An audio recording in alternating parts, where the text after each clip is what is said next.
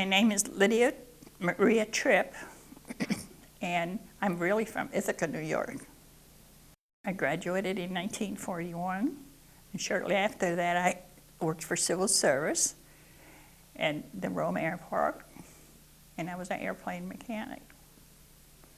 In about 2 years of doing a year or so, I decided I'd join the Marine Corps because the Marines wanted good women, and also I was very proud of the Marine Corps. So I joined the Marine Corps against my father's wishes, and he did not speak to me for 6 months because I joined. And when I left home, I left on a train all alone. I went to Buffalo. I was the only girl that was sworn in that day, and this was my first experience of leaving. So we met in Syracuse, and they had the Syracuse Herald there, took pictures, which I have some of. And we went to Washington, D.C. From Washington, D.C., we went on a troop train to Camp LeJeune. And I had no idea where I was going or what I was doing. It was all of us girls from upstate New York, there were 27 of us. And we went to Camp LeJeune, and the boys were yelling, "You'll be sorry." And boot camp was strict. They were very strict with us. And we had a Sergeant Dasher who made us Marines, whether we wanted to be Marines or not. And later on, after boot camp, I went to Cooks and Bakers School, and I became a sergeant, and I was in charge of a mess hall, which fed 300 people, or rather, I would say Marines. And there were 7 cooks and 7 bakers, and we'd get up early in the morning. I had to open the mess hall. It was dark, 4 in the morning, and it was like maybe 7 o'clock but you had to have breakfast ready. The stoves had to be turned on. We had huge coppers, and they were cooked kettles. And we lived in the barracks with the Marine Corps band, which was a light group, and they were upstairs. But if you were in the Marine Corps band, you had the life. Of course, that was quite an honor. Everybody, we had to get up in the morning, and we had to do the exercises, and we had to go out and march, and we really had to know how to march. And also we had to, everything, the only word I can think of is strict. We followed regulations. And when they issued the new uniforms, we sent all our civilian clothes home. And in boot camp, did everything at a snap of a finger. And the sergeants were in charge, or even the corporals were in charge. And they were ma'am or sir, which I had to learn. But we were on guard duty. It was dark, and you did it all alone. With a gun, not with a gun, just. Some people have said that they did, but I didn't, so. Whether they did it, I never did carry a gun.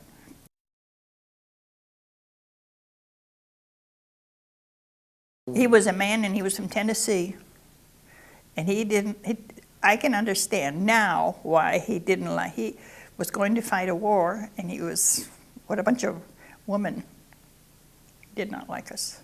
Well, he probably did, but it was just, we weren't very welcome in the Marine. We weren't very welcome in the Marine Corps, and it's okay. That maybe I would have. I understand. We would have felt the same way. Somebody came in and just took over. It's like the boys that worked in mess duty. They had been to war, and some of them have been casualties. And here comes this 21-year-old sergeant who probably thinks she knows everything. They'll give them orders, and they resented us. And I can believe that. I can understand that. We didn't go on furlough till after boot camp, of course. And I will say I had the privilege of seeing Franklin Roosevelt. He reviewed the troops in the car or whatever with the.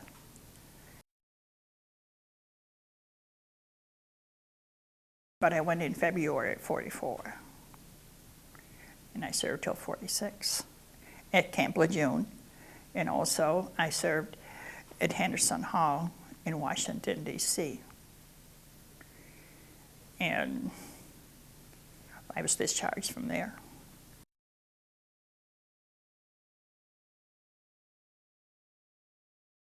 No, I never went to Paris. I was actually, most of my time in the Marine Corps was at Camp LeJeune. And then maybe the last 3 months, they sent me to Henderson Hall.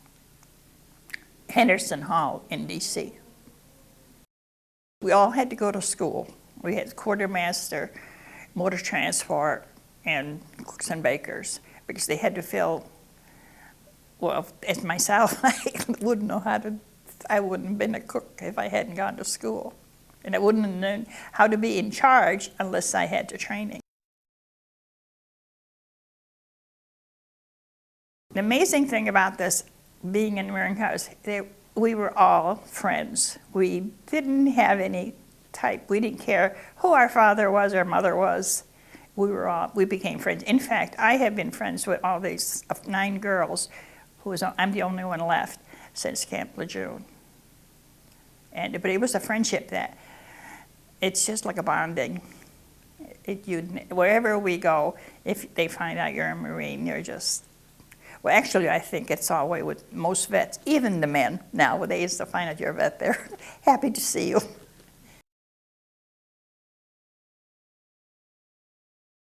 Yes, I would. I would urge any young woman to join the Marine Corps. I really joined because I wanted to do my part. Civil service was not filling that part. It was like a need, and I wanted to do something. I think any girl or sir, well, even a man, you know, we all wanted to do our part.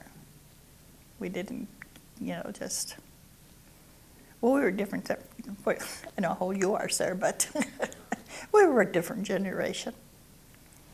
My brothers had joined. I have 3 brothers, 2 brothers, one in the Air Force and one in the Army, and then I had a brother, unfortunately he had an accident, but he became a merchant Marine. And he probably had more heroine stories than anybody. But they're, of course, and they did really well. One of my brothers was one in Philippines, but my dad, I believe he probably thought, you know, he really believed girls should not be in the service.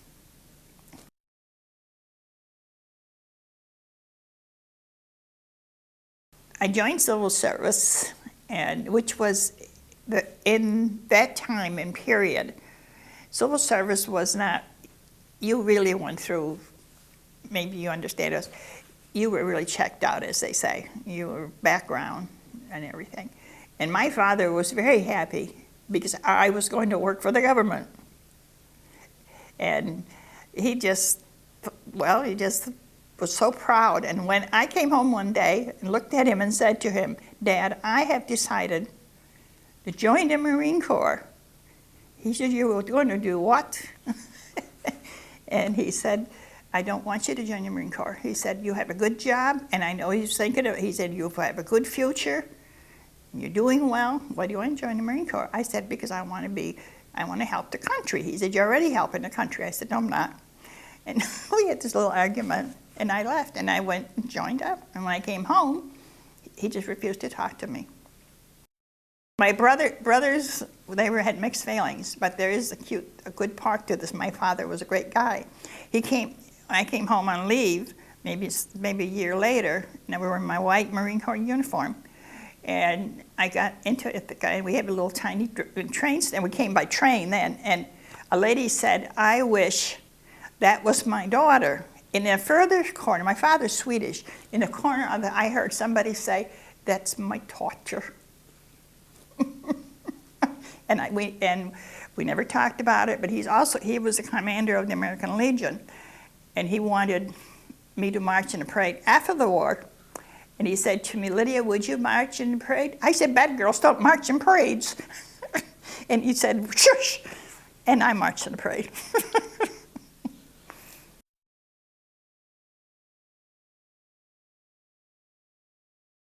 I was in the hospital. I had my appendix out, emergency.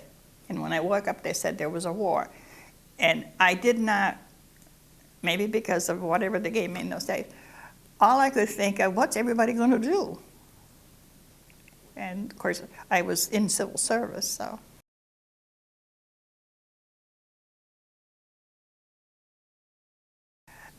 I have mixed feelings about that, but I also have mixed feelings about the way, you know, the girls, they didn't go through what we went. I guess I just want them to be more regulated, because well, my daughter would say, time changes, Mom. But we were so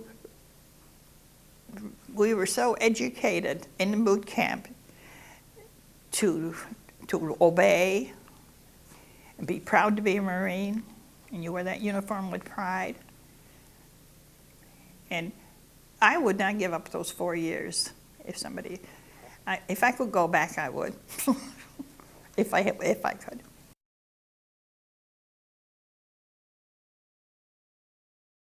I was discharged from Henderson Hall, and I came home. My father had colon cancer. I was going to get off in Philadelphia and stay with my friend Winnie and go that route. But my dad had colon cancer, which he lived to be 90 after it. And I wanted to work in retail. I enjoyed retail. And I went to work for Montgomery Wards. And soon after that, I met my husband, and we moved to Michigan. We lived there, and then we came home, and we moved back because his brother moved back, and we had an excavating business, a contractor. He was a contractor with heavy equipment.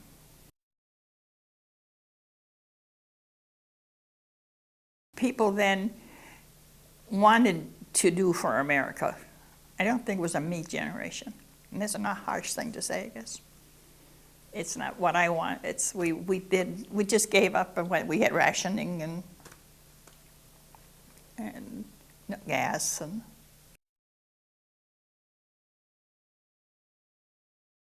I love to chew gum. And in boot camp, I was chewing gum and we were drilling, and I had forgotten. And Dasher came up to me and he said to me, "Where are you from, girl?" And I said, "From upstate New York." He said, "I figured." And he made me chew gum in front of the whole platoon. So it was a lesson learned. I can remember going to the beach down here when we didn't have condos, hitchhiking, because there wasn't, and we usually hitchhiking on the Marine trucks or whatever, and we just hitchhike down and then hitchhike back. But when I come down here now, and there's condos all over, everything is Myrtle Beach it changed. It was all marshes, and the ocean was, but we all just walked down, went swimming, and we weren't afraid of anything. We just had, I don't know how to explain it, just like living on your own, really. You just went, there wasn't any rules or any homes or anything around.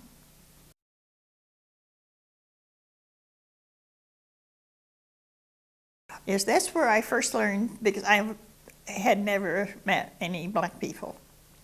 And I was on the streets in front of the diner, and the cutest little black boy ran out. And I took him in my arms. And it was a no-no. And the mother screamed, and I stood there, let the little boy go. But I did not realize. And then the girls said to me, "Don't do that. This is the South." But now it's so much nicer.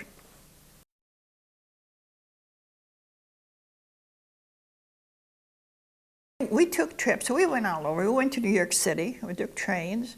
We went to New Bern. We went all the little towns. But we always went in groups. But probably New York. And they went to Washington, D.C.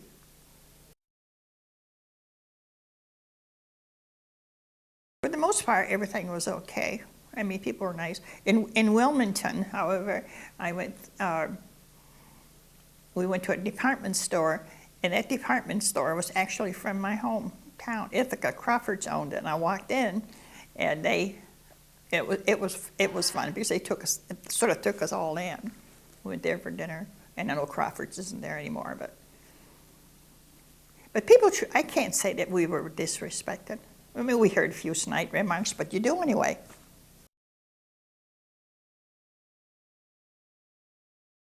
We go out to lunch. We talk, we speak of our generation. The things, wow. What are some of those things? Oh, they're like living together. Sounds like probably a minor thing. And when you had a child, you didn't put it in the paper or had showers. That was not a no-no. You didn't do those things. I mean, you did them, but you didn't talk about them. I think that's probably, it's moral things that bother me. They bother me, but I have to let them live with them.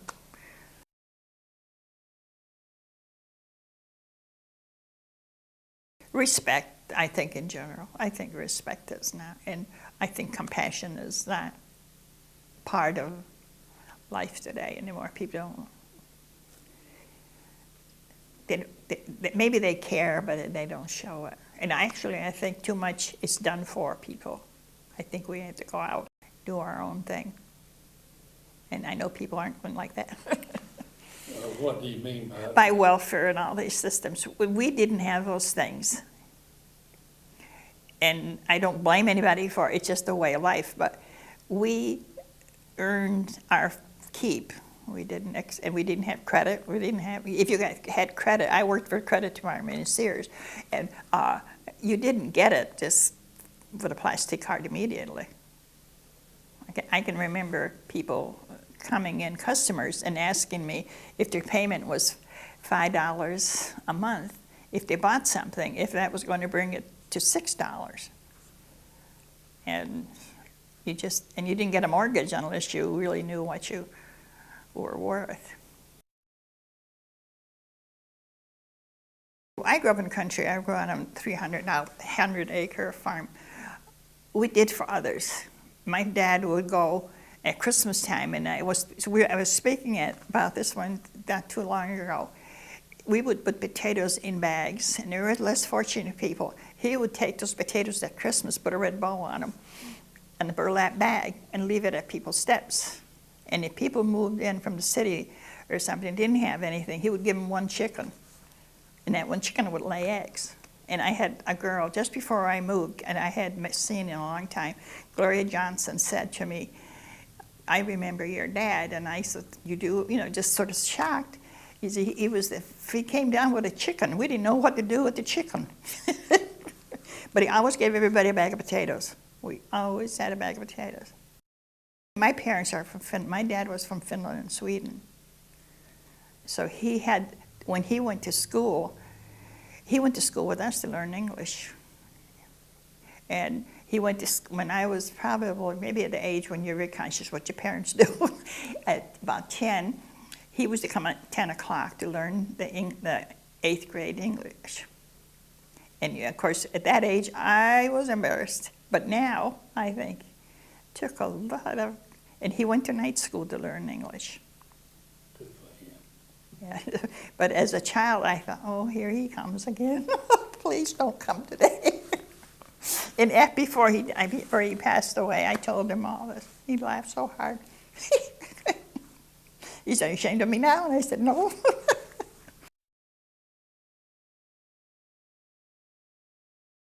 Well, she was American-born, but she was from Sweden. And they moved from Michigan on a farm. And it was at a time, my parents were young, and my mother was a music teacher. And they bought this farm because a man told them in Michigan, there's many Finnish Swedish people moved to New York. He sort of conned them. He said the land was good, could grow potatoes and all this, and it was not so when they got here. So instead of giving up and going back to Michigan, they just stayed there and made a living. And tilled, and of course had to buy animals and horses. And my mom died when I was 7, which was really. But we were Lutherans who went to church every Sunday. And the fear of God was in us. It still is. It never leaves you. And if we did something wrong in school and the teacher said something, we got more when we got home. I forget things, and I really should write it all down, and then, because I wrote, when my family gave me my sister and I are only remaining ones of a family of 7, and nieces and nephews got together about 4 years ago and had a reunion for us, and 60 came from all parts, from Alaska and all over, and we had it at the country church where I went to Sunday school. And when we were children, we weren't allowed to ring that bell, and that was even at my 80-something, I wasn't to ring that bell. So everybody rang the bell, and then the whole neighborhood came out. They couldn't figure out what happened, and little children were ringing the bell. And, and it was on a Sunday, and my parents are buried there, so it was a very good day. And since then, we had many deaths, but they all came. I wouldn't dream that they would all come, because I thought, kids aren't interested in these things.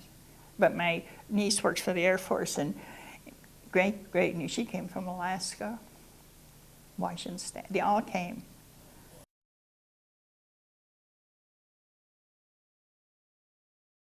Because the Marines were harder to get into.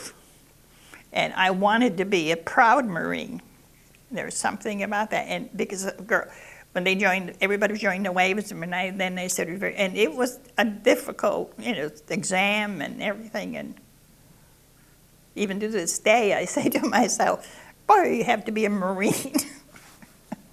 And it was because I wanted to be I wanted to be a Marine. It was once I started reading about it, and then of course they had all these advertisements, be free of a Marine to fight. But let me assure you, I hadn't any idea what I was going into. Not one, and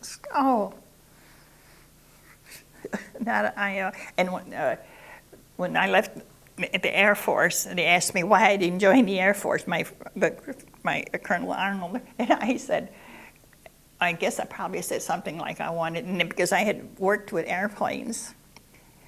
And now I sometimes think, maybe I should have gone, maybe I would have been a pilot. But anyway, he just looked at me and said, I wouldn't have you in the Air Force.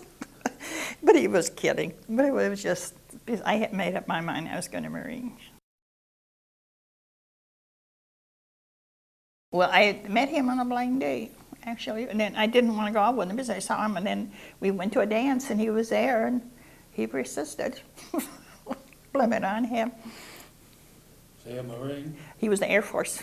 He was a bombardier, had been a bombardier.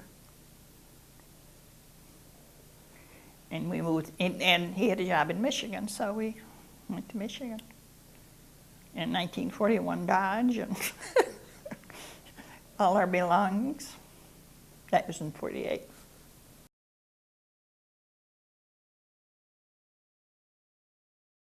I think probably one of the many happiest times, I have a daughter. She's a beautiful daughter. And she is, just one special. And when my husband Don had a stroke when he was 50. And then overnight, the boat was sold, everything, business just wasn't there. But she was 13, so we stuck it out, and he died. He lived 11 years, long enough to see her graduate from college. He was paralyzed, but he was home. But he did well. He learned to walk with a cane. He drove the car.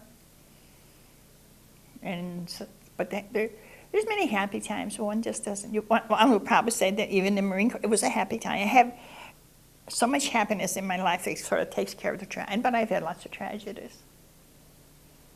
But everybody does.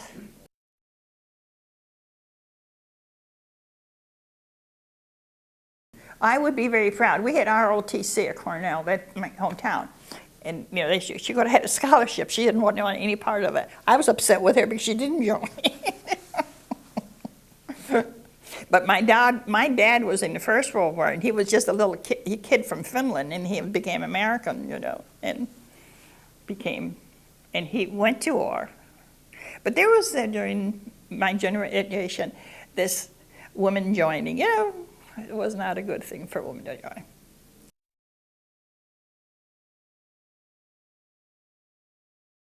I was in the reserves, and then they were inactive, and I took all this training. But I was married in 1948. They did not take women Marine. There was marriage. If you were married, you couldn't be a woman Marine. If you had children, you couldn't be. Of course, that's all changed now. They have them in the Marine Corps.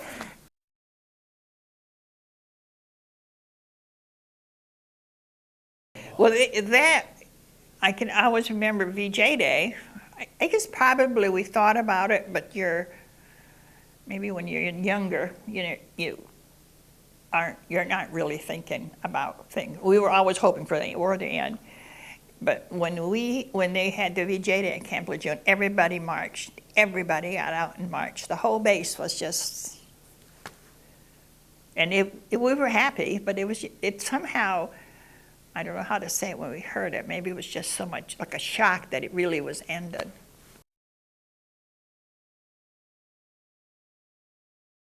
She said, "Mom, we're on a retreat tomorrow." So and she said, "I'm not going to tell you where we're going." So we drove, and all of a sudden I saw a sign, Wilmington, and I said, "We're going to Camp LeJeune," and we went to Camp LeJeune. But she was so thrilled to be able to take. But then I walked around there, and it was not Camp LeJeune. I remembered. And Jacksonville was just had a diner, a grocery store. I don't know, not much more. Oh, I know what they had. They had the USO was there, and we all volunteered at that. But it was Jacksonville and then when of course, not coming back a few years ago, I wouldn't recognize Jacksonville. But then that happens every town. It's sort of when you look back, you think we didn't have a phone when we first moved up in Seal Hill and Newfield. Now, then we had a phone, and we didn't have electric lights. We had lamps, and we had to clean the shades on them. And we walked to school. I went to a one-room school till I went to high school. And it's progress, I think.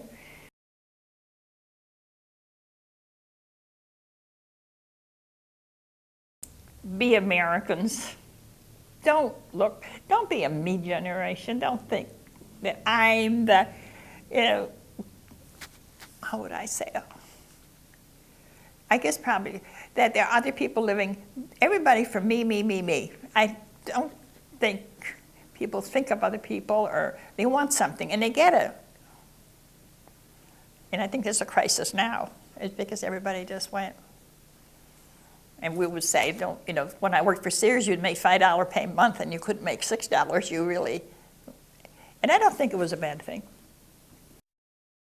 Yeah, I admire the woman today. I have a great niece that would be 3 generations of Marines who graduated from Paris Island in November. And I saw all these young people, and she's training to be a helicopter pilot. We didn't do those things, and her mother joined because Aunt Lydia was a Marine. She got out of college and said, Aunt Lydia was a Marine. I let her wear my uniform and everything. So, and when I went to camp to Pendleton, I had never been there before. It was a real thrill, but that's a beautiful base. And to see all those young people, men and women,